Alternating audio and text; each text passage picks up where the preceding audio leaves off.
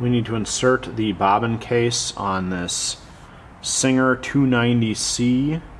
This is a touch and sew self-winding bobbin system. The bobbin case has this flipper on it. Use that as a handle to lift and set the case in place, riding on the edge of the hook. And then there is this lock lever that slides sideways, and then it has a spring latch here that holds the case in place. And when you want to clean underneath this case, you lift that spring latch and this retainer slips to the side, and then you can remove the case, clean underneath it, put the case back in, pop to the side, and make sure that this retainer slides down. This one is a little bit sticky, so I'm going to just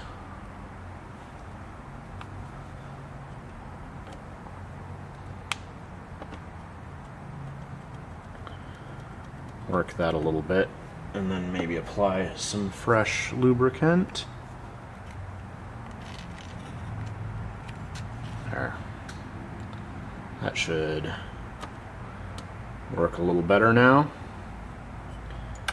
There. And then once our bobbin case is in place, I've just cleaned this bobbin off, so I'll screw it back together, drop it in, and flip the flipper down, and it is ready to be wound. 2-thread and bobbin wind on the Singer 290C.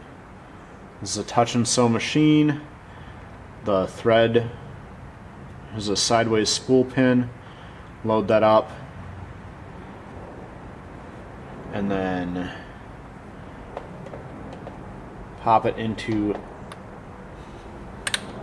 this first guide,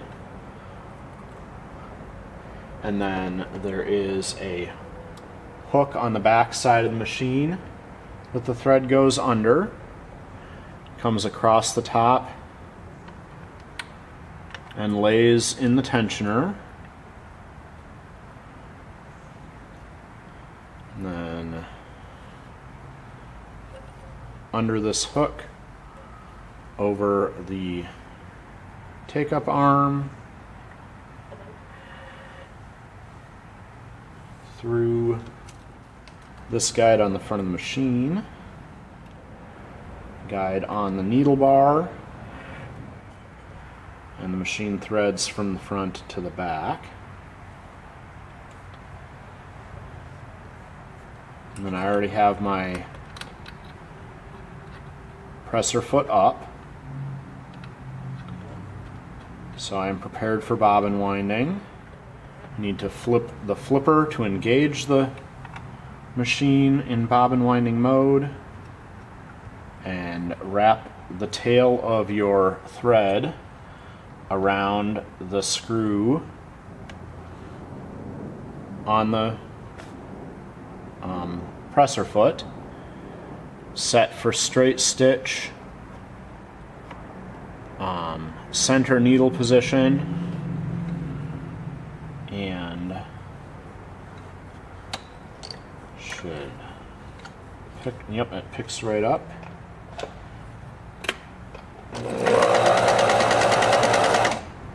And as soon as it picks up and starts winding, it cuts the tail automatically. Alright, move the machine to our upper position here. Pull thread out so you get two tails, and slide the bobbin cover forward, and now you are ready to sew.